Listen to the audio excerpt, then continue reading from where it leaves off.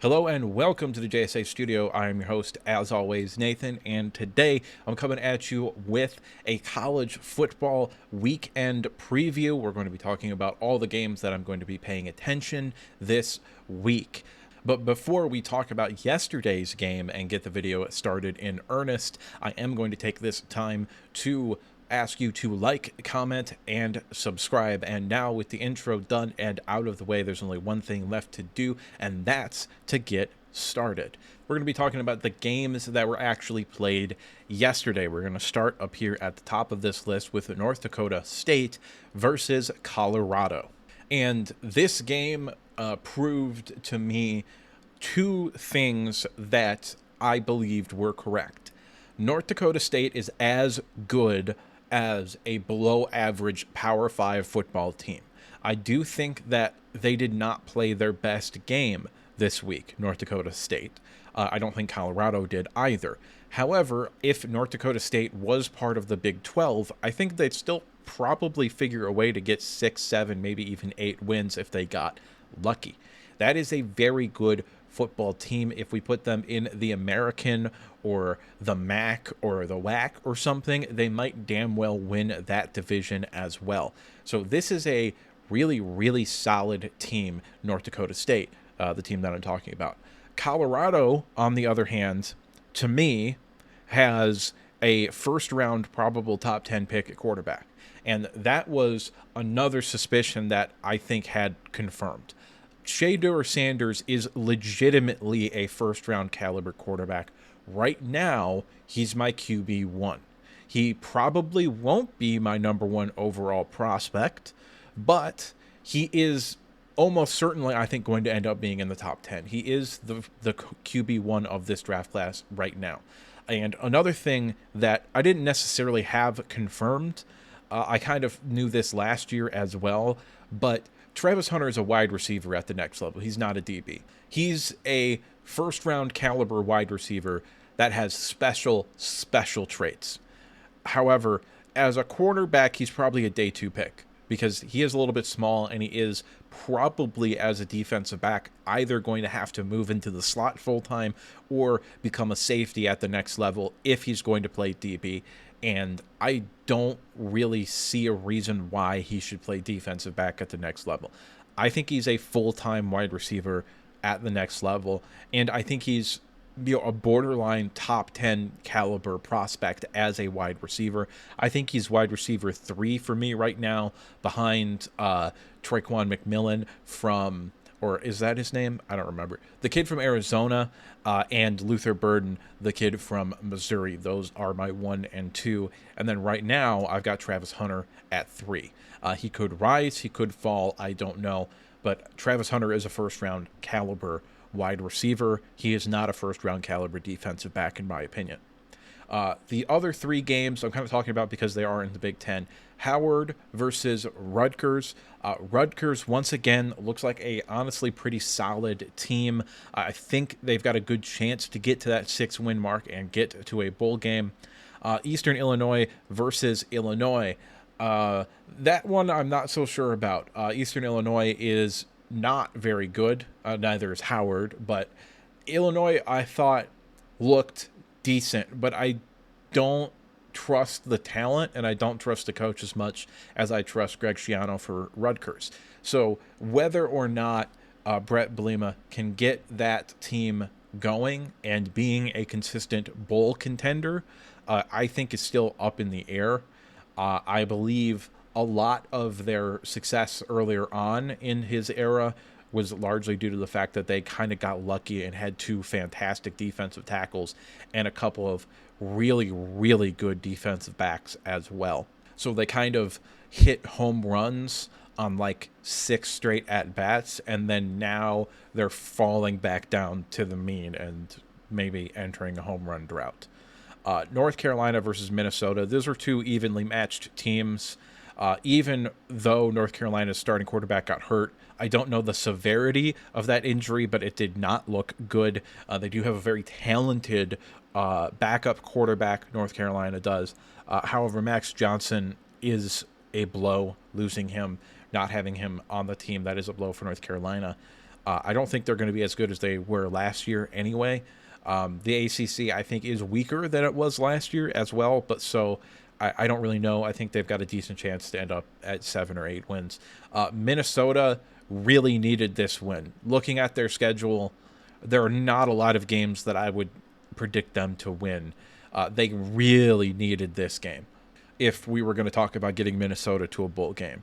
And I don't know if they're going to get there or not. I believe PJ Fleck is a good football coach. However, the fact of the matter is that there are 18 teams in the Big Ten now, and Minnesota will never be better than 6 of them.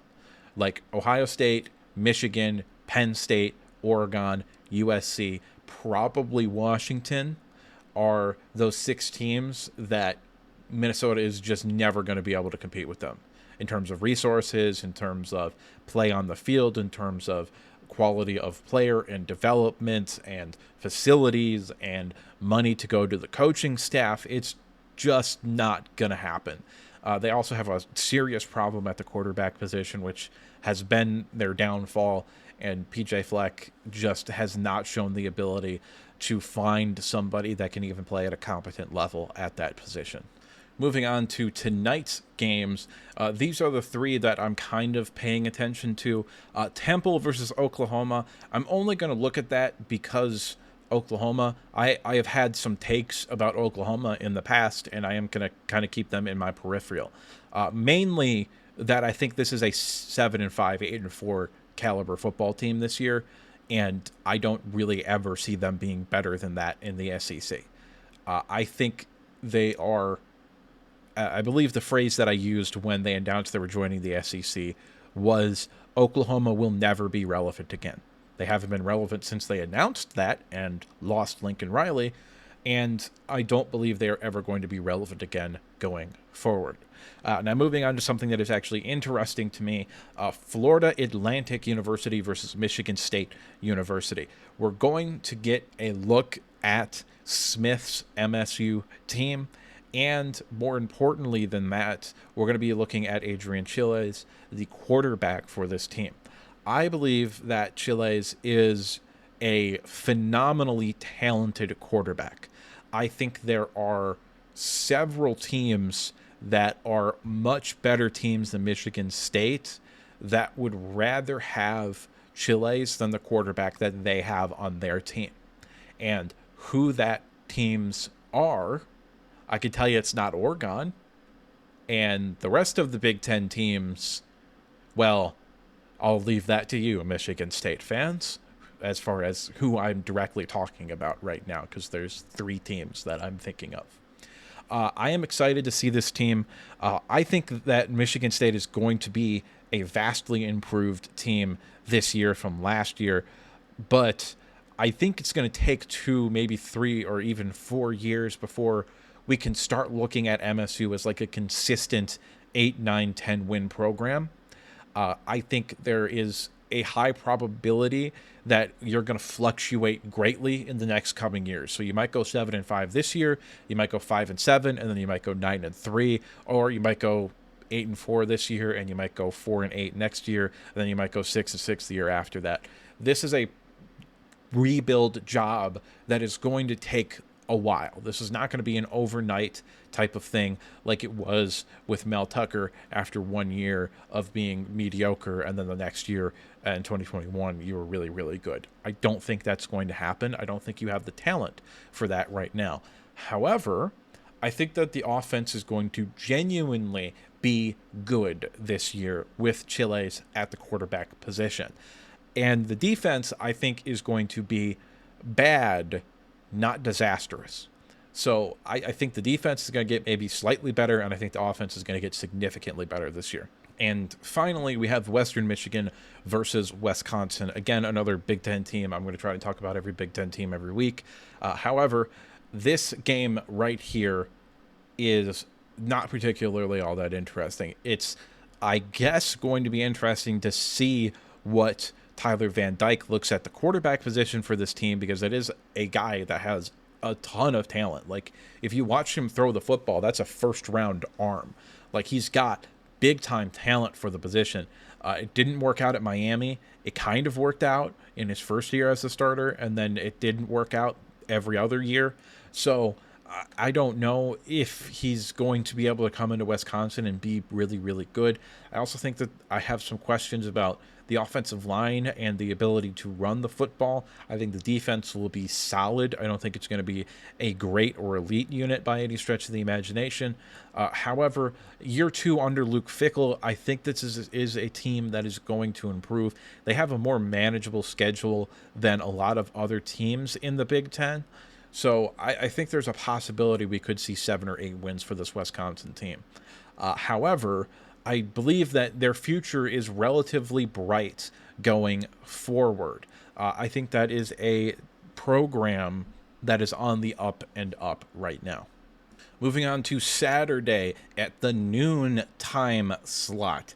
There are 5 games here that I am tangentially interested in. Clemson versus Georgia, obviously that's a big matchup. Now, I have some takes about Clemson that we're going to get into here in a second. But this is obviously maybe the second biggest matchup of the week behind Notre Dame and Texas A&M. You can argue maybe Florida and Miami should be number 2, but I've got them at number 3. But that being said, I think Clemson is going to get absolutely fucking destroyed. I don't think Clemson should be ranked. I don't think they're a good team. I don't think they're going to win the ACC, even though I've got no clue what the ACC looks like. I just refuse to believe that a team that does not have a quarterback, that has had mediocre to at times straight up bad quarterback play from Cade Klubnik the past few years, they're going to bring his ass back now, and he's going to start against Georgia. So this is going to be a slaughter. I think Georgia is maybe the most talented team in college football, even with Ohio State, who I kind of talked about. I think a lot of their talent is a little bit overrated. I think Georgia is right there. If you want to put Ohio State 1, I think Georgia would be 2 or 3, with Oregon being the other 2 team. I think that those 3 teams, one of them is going to win the national championship. I think there is a hard line that separates those 3 teams, Georgia, Ohio State, and Oregon, from everybody else in the field. I think that's a hard and fast line. I think there are only 2 teams beyond that that could, even if everybody hits their peak and we see exactly what they all could be, I think there's still only 2 teams that could push themselves into that conversation, and that's Michigan and Alabama. Everybody else, I just don't see it. So when it comes to this game specifically, Clemson versus Georgia, I think Georgia's going to demolish them. I don't think this is going to be a football game, really. Now, I could be wrong. Maybe I am wrong. I don't know. That's a perfectly reasonable supposition. However, I just don't think Clemson is good anymore. I just don't. I think they've lost both of their coordinators, and I think that having that consistency and having 2 elite offensive and defensive coordinators was maybe the reason that they were so successful, as opposed to just Dabo Swinney.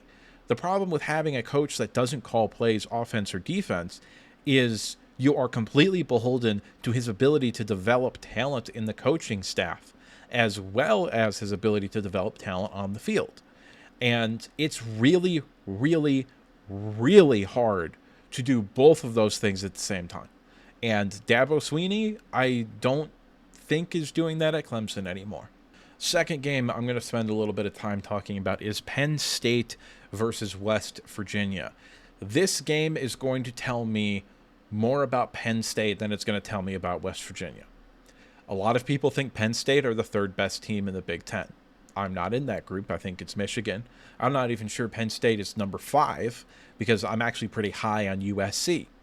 However, I think Penn State is still a team that has a chance to make the playoffs. They have a manageable schedule. They only can afford to lose 2 games. And when you look at their schedule, they don't play Michigan this year. They don't play Oregon this year. So in all honesty, if they beat West Virginia, which they probably should, I'm not high on West Virginia like a lot of other people are, However, if they beat West Virginia, there's a real possibility that they're 11-1 and maybe competing for the number 5 seed when it's all said and done at the end of the year. Because for the first time in James Franklin's career, I'm not sure he's going to enter a game outside of Ohio State as an underdog. I don't know if Penn State's going to be favored against USC, but I think there's a definitive possibility. I think there's a very real possibility that James Franklin is going to finally get to the playoffs and maybe even win a playoff game if he ends up being the 5 seed, because that's another bye, because they're going to play a group of 5 team and they're going to destroy them. However, I will also say this. I'm not ruling out you beating Ohio State this year, but I don't think it's very likely. I think it's more likely that that is your only loss than it is that you beat them and end up either 11-1 losing to West Virginia or USC or a surprise loss somewhere else.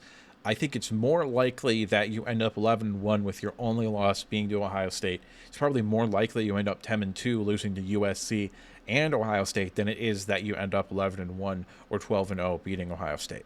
And mainly that's because I just flat out and straight up don't believe in Drew Aller. Like, I think he's okay. I think he's all right. Like, I don't think he's a complete and utter disaster at the position. But the second you put a competent defense in front of him, he just crumbles. And he just, like, shits himself. It's awful. And a lot of people are going to point to the play against Michigan. I think it was their last offensive play, where he threw the ball into the middle of the field and his receiver was running an out-breaking route. That was a miscommunication. And if you look at the play, the receiver was the one in the wrong. He read that play correctly. It was an option route, and the receiver did not read it correctly. So that specific play, not so much on him. But I think this is a team that is potentially really good, but I don't see them competing for the Big Ten this year. Okay, real quickly, 3 other Big Ten teams are playing, all against teams that are not very good. Iowa are playing Illinois State. If the offense can put up 21 points, I'll consider it a W, and like a big-time W. UConn versus Maryland. If the defense doesn't give up 21 points, I'll consider that a big W. Indiana State versus Purdue. If Purdue wins, I'll consider that a W. Even though I really like Ryan Walters as a head coach, I think he's a very, very talented defensive mind.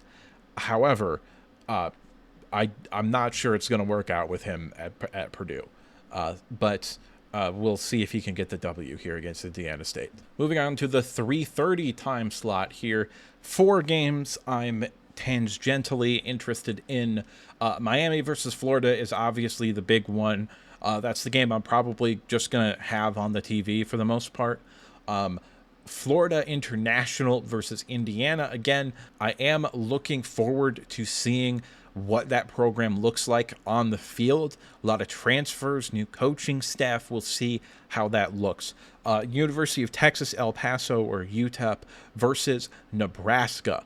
This game is solely interesting because of Dylan Raiola, and I want to see what Dylan Raiola looks like. This is a highly, highly talented quarterback prospect, and I want to see what he looks like against inferior competition.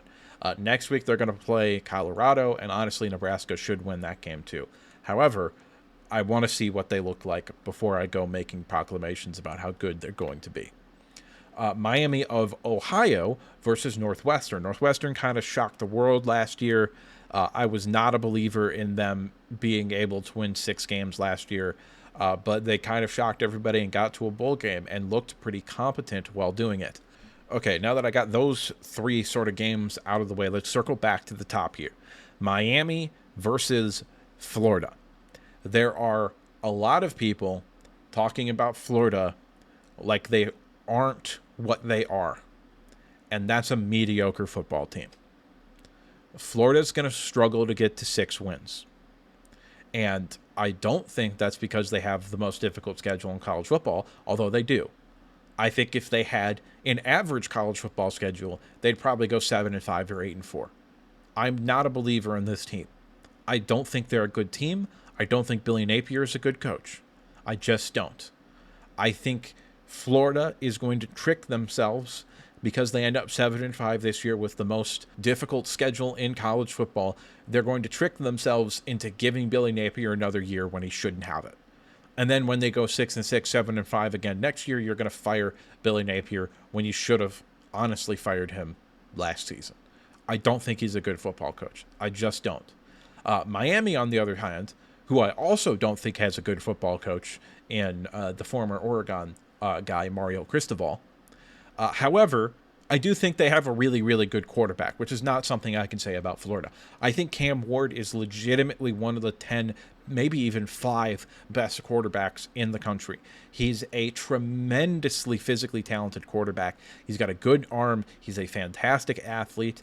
He is relatively raw, and I think Miami has an understated amount of talent. Everybody's talking about Florida and how talented they are, and they've been doing really well on the recruiting trail and all of that. So has Miami. And when it gets down to it, Mario Cristobal has won at the Power 4, previously the Power 5 level, and Billy Napier hasn't. I don't like Florida. They might win this game because I don't know if Miami's good either. But I think Miami is better than Florida. I think Miami should win this game. And whether or not they do is kind of irrelevant to how I view both of these teams. I think if you gave Miami Florida schedule and Florida Miami schedule, I think they would each probably do as well as the other team. I think Miami would go 6-6 with Florida schedules. I think Florida would go 8-4 with Miami schedule. So I don't know. I think they're relatively speaking two evenly matched teams that are far too talented to be underachieving like they are, but the coaching staff and their ability to develop talent is going to let both of these programs down in the long term. And of course, finally, we have Saturday in the late night slot and the one game on Sunday.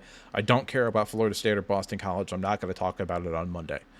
Saturday, in the late slot, we have Idaho versus Oregon, which is not interesting at all. However, Oregon is now a Big Ten team, so I figured I would talk about them.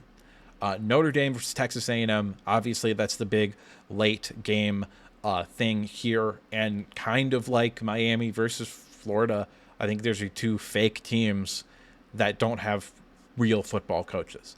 I think Mike Elko is better than Notre Dame's head coach, whose name is escaping me right now. I think Mike Elko has potentially the ability to get Texas A&M to be a consistent 7-5, 8-4, 9-3, sort of in that range program, which is not something Jimbo Fisher had. However, I don't see 2020 going 11-1 in Mike Elko either. I think he is a low ceiling, high floor sort of coach. And Notre Dame, I think as a program, has a relatively high ceiling. However, I think their head coach, Marcus Williams, is tearing them down a little bit. He's weighing them down like an anchor. I don't think he's a good football coach. I just don't.